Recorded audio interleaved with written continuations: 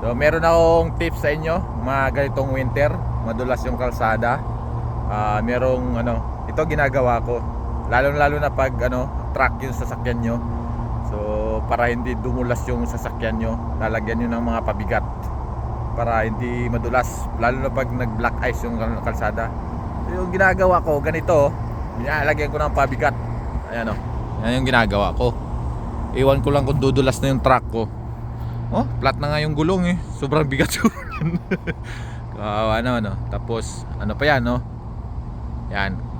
Yan yung nagpapaano niyan, papatibay niyan yung yung kalawang.